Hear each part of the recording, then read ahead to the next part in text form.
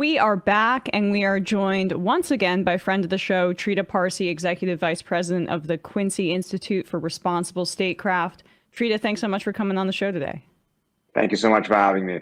Of course, it's always good to talk to you, even though it's beginning of the Trump administration. So I guess let's start first with Ukraine. I think this was really notable, and I'm calling this the axis of aggressors because it feels like that's what Trump seems to be orienting our foreign policy towards.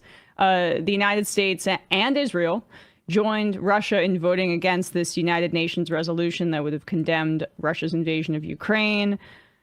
Trump calls Zelensky a dictator, won't call Putin a dictator. What he said the other day about, I don't care if China takes Taiwan. Now, I'm not a China hawk, but it does seem like he is basically saying, hey, the bullies, if you want to bully, go ahead. Yeah, a lot to unpack there. And a lot of very disturbing things certainly have been said. And I think, of course, one of the most problematic ones are, what they call depopulation of Gaza, which is nothing more than actual complete ethnic cleansing.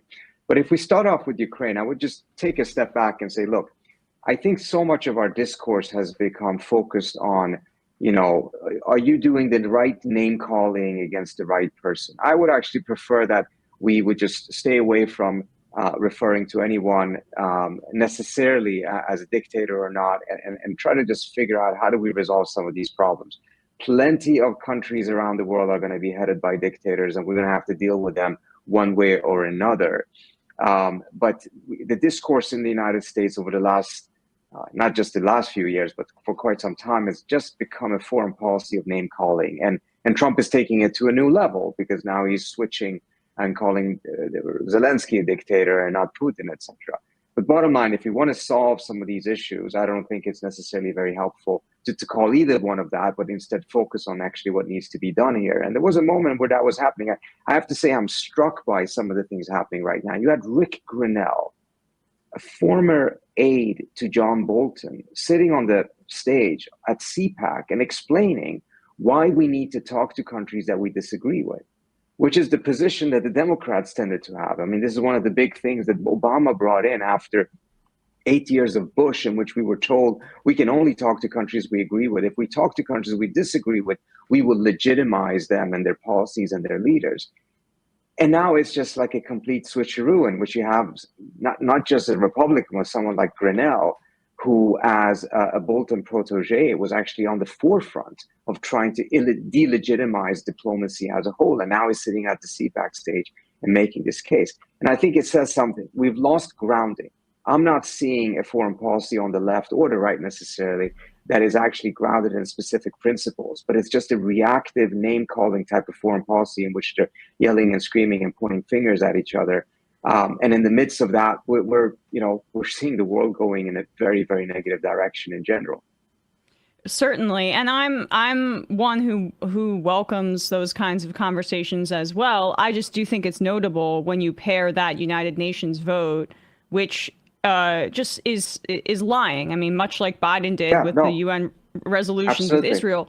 And then pair it with the fact that he made that dictator comment not in a vacuum, but at a Miami event that was being held by the Sovereign Wealth Fund for Saudi Arabia the day after Russia and the United States representatives met in Saudi Arabia. So what's troubling to me about this is the incorporation of Saudi Arabia in our foreign policy in a way that almost mirrors what we've done with Israel. No, I think you're absolutely right on that, and I'm very worried about it. And in fact, some of the arguments that I think has come from the Trump administration themselves as to why they didn't vote for the resolution, but instead voted against it, was that, look, we're in sensitive negotiations and this could have jeopardized it. That sounds exactly as our excuses for vetoing resolutions on Israel, in which we're saying, the whole negotiation could fall apart if we dare to say one word of criticism against Israel. And I think that would be a very negative direction for us to go. I think, Trump could easily, if that actually was a legitimate reason for it, he could easily have just abstained on that resolution instead of voting against it together with Russia. And look, and there's things in that resolution, such as the demand for a full return of Crimea, which probably is going to be impossible. Right. And as a result, one can make an argument that, look, this resolution cannot be the basis for a negotiation. But let's be real here. It's not as if the Russians, if they're faced with an opportunity to end the war diplomatically, would reject it just because the United States voted in favor of that resolution.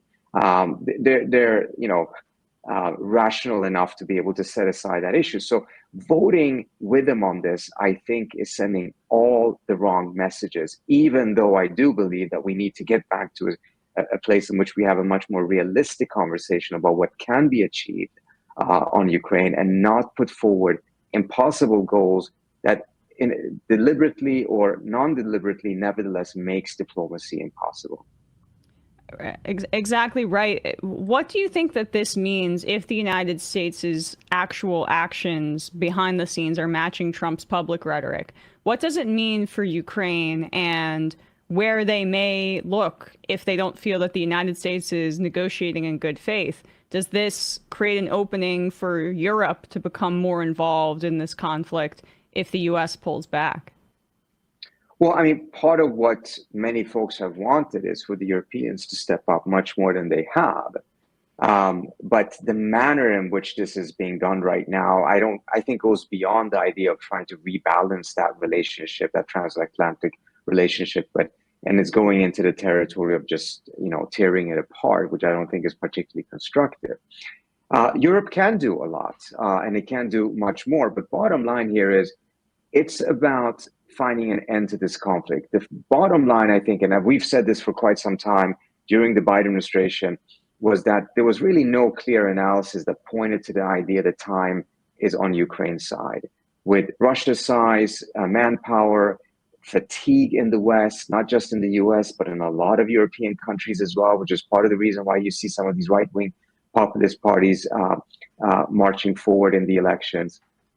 It was just impossible to say that if we just keep at this one way or another, we're going to shift and be able to start negotiations from a much better position. In fact, if we go back to the fall of 2022, I'm sure you guys covered it, there was this letter from the Congressional Progressive Caucus that was put out there, was very supportive of Biden, very supportive of Ukraine and the efforts to support Ukraine, but he also asked for a diplomatic track to be added to the policy to make sure that we would be able to assess when it is the time to actually shift to diplomacy, prepare the ground for that, be able to be nimble when it's needed to be nimble. And you all remember what happened. The Biden administration, or actually mostly congressional Democrats, came out swinging against it. And within 24 hours, the head of the CPC withdrew the letter. And we saw that, the space for even just talking about diplomacy was so closed.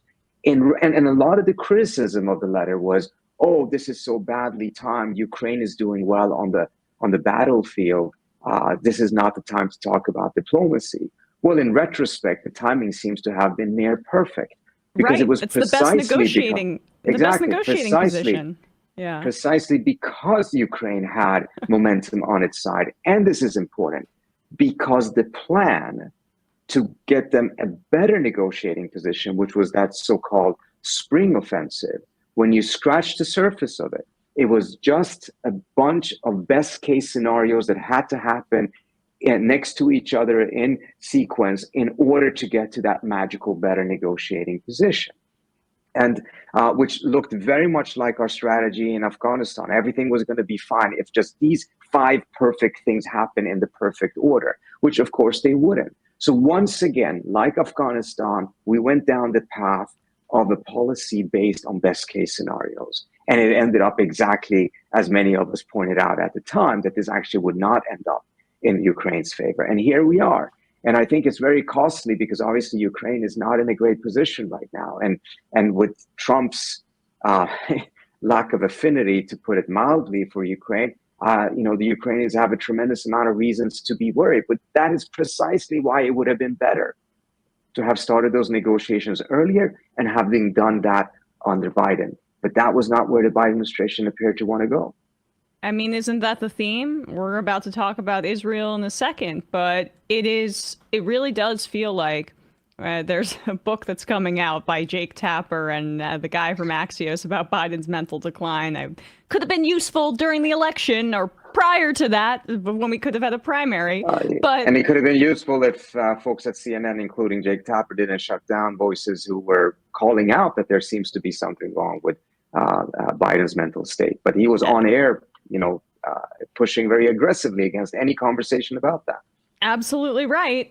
But the question is like, it really, I think, will come out, hopefully, when we get more reporting, with this lack of real interest in doing the hard work of diplomacy. That's the theme with both Israel and Ukraine here under the Biden administration. Why they've left us with such a quagmire with a lunatic in office is just basically that there was really no interest in negotiations. It was all about, well, we'll support our ally Israel in their military campaign unequivocally, and we'll say that we're doing these ceasefire negotiations, but it's really about letting the Israelis do what they want.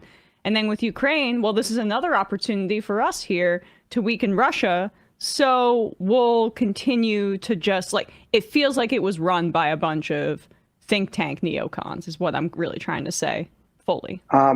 Sadly, I think you're absolutely right. And I think it raises some very important questions, which is how come the Democratic Party that under Obama ran on a platform of restoring diplomacy, being adults about the fact that we're going to have to talk to people that we don't have much shared values with, but they're there. There's nothing we can do about it. We're not going to go down the path of regime change. So we have to deal with it. It went from that to a party that rejected diplomacy, slammed down on these members who were completely supportive of the policy. They just say, could we also do a bit of diplomacy on the side? And that got, I'm not going to name them, but some members of Congress calling them yelling and screaming. How did we go from that? And then later on, of course, bringing Liz Cheney to Michigan to campaign with and lionizing her. It really raises the question, how did the Democratic Party become the party that so strongly embraced maximalist positions, rejection of diplomacy, and lionizing of people who are very closely associated with the disasters of the Iraq War? There's some real reckoning that is needed here, and I hope that it will take place very fast, because with the speed in which Trump is doing many of these things, there's a need for a party that actually can stand up for some strong principles, not just be reactive, not just say no to everything that Trump does because it's done by Trump, but actually can push things in the right direction. And I'm not seeing that party right now, and I'm not seeing the reckoning that is needed. It's so funny you use that word reckoning, because as you talk about the Congressional Progressive Caucus, the leader of the CPC at the time, Pramila Jayapal, we had her on this program about 2 months ago, I think, and I asked, is the party reckoning with the fact that its full-throated support for Israel may have harmed its brand permanently with some young folks? And she said, honestly, I don't think that reckoning is happening. So it echoes exactly what you're saying, Trita. Yeah. But in some conversations I've had on the Hill, I have to say, the areas in which some reckoning is taking place is frankly more on Ukraine and less so on Gaza and Israel, which is that's not how I'd order stunning. Yeah, exactly. It's really a bit stunning, particularly after the poll. I'm sure you guys have talked about it. What was it? 19 million voters who voted for Biden in 2020, but didn't vote for him in 2024, stayed home. And the plurality of them, 29%, larger group than any of the others, said that they stayed home because of Gaza. And we still don't have a reckoning about this. And we're still not recognizing that at the end, on Israel-Palestine, this term, as well as in the previous term, Trump was not a break or a shift from the democratic policy. He was an accelerant of the policy that already was in place. The Biden administration themselves, in November 2023, had USAID do feasibility studies to see, can you depopulate Gaza and place everyone in the Sinai Desert? So a lot of these different things are not just coming in now with Trump. They were there before. They were just not moving The the same Abraham pace. Accords. Exactly. The Abraham Accords that just threw the Palestinians completely under the bus. And incidentally, according to Biden himself, although he doesn't put it that explicitly, is the reason why October 7th happened. Because he says that he was on the verge of making peace, and Hamas did the attack in order to prevent that. And he embraced not only Trump's Abraham Accord, he wanted to take it further. And I think one thing that is going to be very interesting to see now is Trump is still talking about some sort of a normalization between Israel and Palestine. Is he going to pick up the negotiations where Biden left them off, which would include a defense pact with Saudi Arabia, which means that the United States would actually send troops to defend the kingdom and its authoritarian leaders, as well as giving them very sensitive nuclear technology. This was not part of any of the Abraham Accords that Trump himself did, but this is the direction the Biden administration took the negotiations. And it would completely contradict what Trump is saying that he wants to do, which is reduce troop levels in the Middle East, bring troops home, not be so embroiled in the conflicts in the Middle East.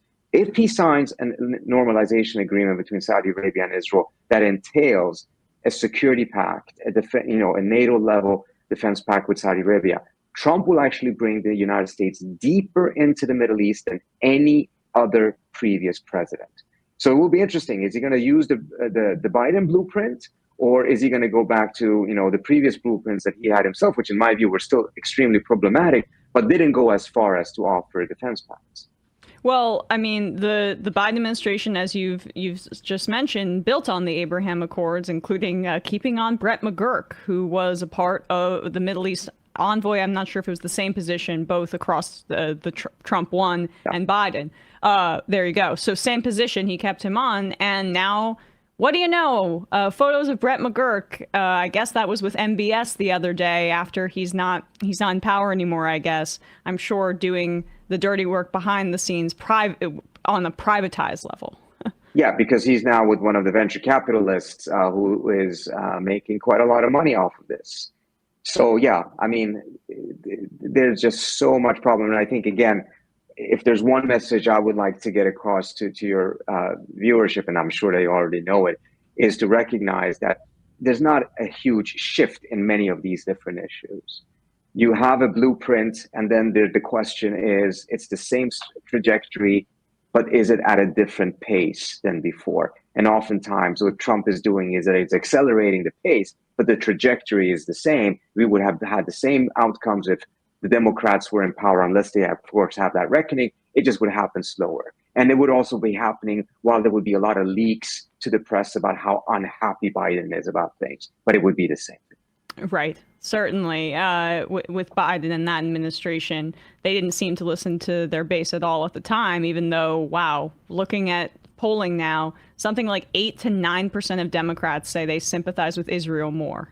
Out of, it's either both, but the majority opinion is Palestinians, and independents, that number is crashing as well. So there needs to be a reckoning here domestically. But when you talk about and that's all ages, and that's yes, all ages. All I'm ages. sure if you were to take a look at it with the younger ages and the future of the party, the future of the country, the numbers are far more devastating, not just on the Democratic side, but actually also on the Republican side. Certainly.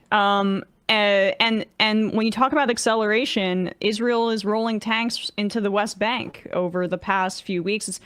The settler attacks have increased, but I guess this was earlier this week. For the first time since 2002, Israel's formally deploying militarized tanks into the West Bank. Tens of thousands of Palestinians have fled from Jenin.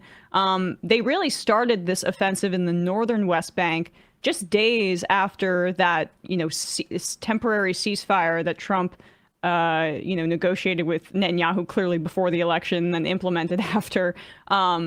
That went into place. If you could just talk a little bit about what we're seeing in the West Bank and how it seems like annexation is the ultimate goal. Yeah, I mean, look, what we're just seeing again is acceleration of an annexation plan that has been in the works for years. It's just that right now, one of the big shifts that did happen under Biden was that Biden essentially took away almost all of the restraints that the U.S. had on Israel. Not that there were that many, but whatever was left were lifted. And the Israelis have been doing more or less exactly what they want. And I don't foresee that Trump will in any way, shape, or form reconstitute any of those restraints. This is particularly important when it comes to the use of military equipment that the US provided the Israelis. Part of the reason why the Israelis have had military successes is not because there's been some decisive intelligence successes. They clearly have had some intelligence successes, but I don't think that explains the full story. The full story is we took away all the restraints, and the Israelis just bombed whatever they wanted with no limitations and did things that the US military itself is not allowed to do. Let me give you an example. 2006, the Israelis twice tried to assassinate Hezbollah leader Nasrallah in his bunker, but couldn't penetrate the bunkers because the weapons that the US allowed the Israelis to use had some limitations, of course, because of concerns about collateral damage and civilian deaths. This time around, they destroyed it by dropping 82,000-pound bombs, taking out the entire neighborhood, killing about 300 to 500 people to take out the Nasrallah leader, Hezbollah leader. And they got a congratulatory note from the Biden administration publicly. No mention of the civilian deaths. Compare that to when the Israelis assassinated Sheikh Yassin, who was then the head of Hamas in Gaza.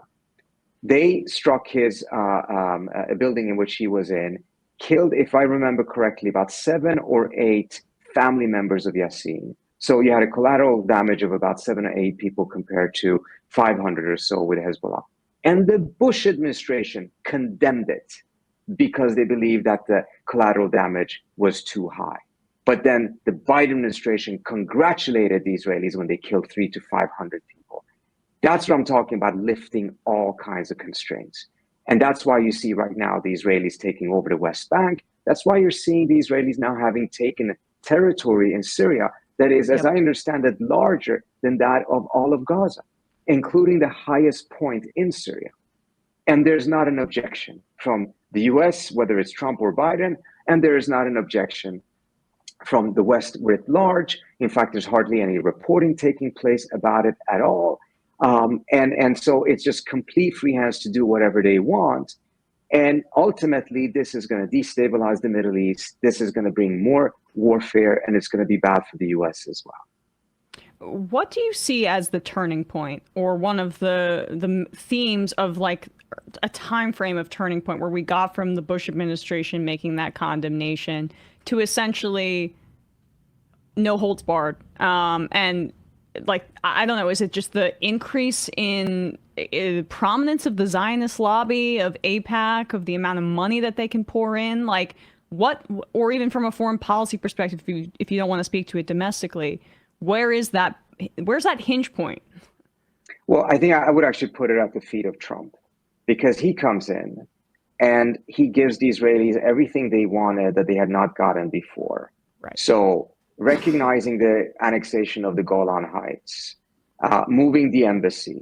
Every president had promised that they would move the embassy from Tel Aviv to Jerusalem, but once they're in office, they realized that's a really dumb thing to do, and they didn't.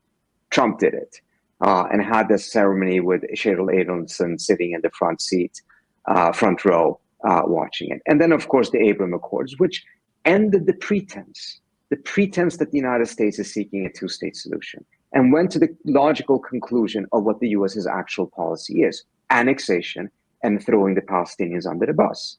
And what the Biden administration do, they don't come in and say, walk any of that back. Instead, that is now the new starting point. And they're asking themselves, okay, so how can we now be even more pro-Israel? So I would put it, that's the big thing that happened, in my view, is what the Trump administration did in terms of giving the Israelis more or less everything they wanted at the time. And then Biden comes in and tries to essentially outdo them, tries to outdo them on the Abraham Accords, tries to outdo them when it comes to military support. And ultimately, all of this is not only bad for the region, it will ultimately also backlash big time on the United States, whether it is the US's global standing, whether it is down the road terrorist attacks against US targets, etc., as well as, of course, the risk of a larger war in the region that the US would get dragged into. And I guess that's a good place for us to kind of close here is just the notion of the United States soft power. I mean, Trump and Biden together, I think, have done have sped run this process of destroying soft power. I mean, you can the Iraq War, you could go back all the way to the Vietnam War, but it's been a progression of the United States not using influence and relying even more and more on brute military force. And I think that has accelerated with unmanned drones and other uses, other warfare where it's less collateral damage on U.S. service personnel, and you can just kind of bomb technologically. That might be a part of it as well. But with the USAID cuts and the foreign policy that's been pursued over the past 8 years, and now it's going to be 12, where do you see U.S. soft power and as it at its lowest point, perhaps in the history of this country? Well, I mean, it really is at the lowest points. We already saw that on the Gaza, in which, cables were coming in from all of the embassies around the world saying, look, this is worse than the Iraq War. Anti-American sentiments are stronger now than they were even back then. And then, of course, you have what Trump has done with Europe, and you're openly Europeans talking about the U.S. being an enemy state. Look, I'm 100% in favor of giving the Europeans yet another wake-up call to make sure that they recognize that that transatlantic relationship is no longer sustainable. They have to step up more. They have to take far greater responsibility for their own security. Many different things in which that needed to be balanced out. But leaving them with the impression that the United States is now an enemy is not in our interest, and it's certainly not in our interest of our soft power.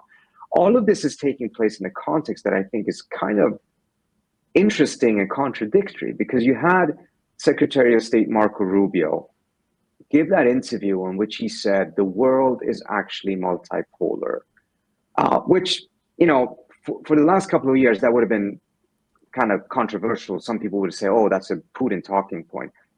Hillary Clinton was talking about it already back in 2010. What was interesting with what Marco Rubio said, however, was to say, actually, unipolarity was a historical exception, an aberration. And going back towards some sort of a multipolar structure of the world is a return to normalcy. That's what I think was very significant of what he said, because essentially saying the laws of gravity of geopolitics is coming into effect and is making the world multipolar. So there is really no option of returning to some sort of a unipolar position, which is frankly what the Biden administration pursued. But if you recognize this, then you should also recognize that the manner in which the United States could bind and limit and constrain the conduct of other states during the unipolar moment based on American power no longer will be at that same level going forward in a multipolar context. We simply will not have the power to be able to do so going forward, at least not in a pervasive global way, which means that we will actually have an interest in alternative instruments to be able to make sure that some rival states don't behave in ways that are highly problematic, and not just rely on American power, because it will be insufficient. Some of those instruments are international law, the UN system, the multilateral system. Another one of those instruments is soft power. And what are we doing right now, at least We on the destroyed surface? both. It seems like we're going both. in that direction, not just now, but also prior to that. So if you're actually moving towards a multipolar world, you're recognizing it. The internalization of that also then means that there has to be some severe policy shifts, because we were going in a direction in which we all undermined our own instruments of influence. Truly, lastly, Trita, before I let you go, with the bombing of Damascus, with Israel trying to annex that large part of South Syria, they've also, broken the ceasefire with Hezbollah, and were bombing in Lebanon recently. They did return many of the Palestinian hostages at the time of recording, but what is the status of this ceasefire, and how long can it hold? And plus, of course, the escalation in the West Bank. Does that have an impact here with Gaza? No, all of this is, it's all moving towards explosion. I think what's holding it back right now is that people are waiting to see what will the Arab states put forward on March 4th. That's when they're supposed to give a response to Trump's Gaza Riviera plan and come up with their own reconstruction plan. My hope is that they don't go small, instead actually counter with an even bolder plan, a bold plan that has truly never been tried, which is actually a two-state solution, and call for a real enforcement of decisions that have been made of international law and actually create a two-state solution and a Palestinian state. And I would couple that. This is what we have been working on and presented in what we call the Better Order Project. I would couple that with efforts to create a security architecture for the region that has to include Israel, but on the condition that there's also a Palestinian state that has been created. That's the incentive for the Israelis. That would address their security concerns in a way that none of the previous offers on the table have. But for them to get that benefit, they also have to then accept that there has to be a Palestinian state based on the 67 terms. My hope is that they will go with something bold, because I think if they want to get Trump's attention, they should go with very, very bold proposals rather than just trying to meet him halfway on his proposals, which are frankly disastrous if they ever were to be implemented. Yeah, I'm sure you saw that AI video of Trump and Netanyahu shirtless together, which is an image no one wanted, but apparently he put it out there, laying on some Gaza beach with a Trump casino. It's insane. But anyway, Trita Parsi, thanks so much for breaking this down with us. Executive Vice President of the Quincy Institute for Responsible Statecraft. You guys are doing amazing work. Appreciate your time today. Thank you. Talk to you soon. Thank you. Hey, folks, don't forget to hit the subscribe button and check out our daily show. We do it every day at 12 p.m. Eastern for about 2.5 hours. We even take phone calls. You should check that out.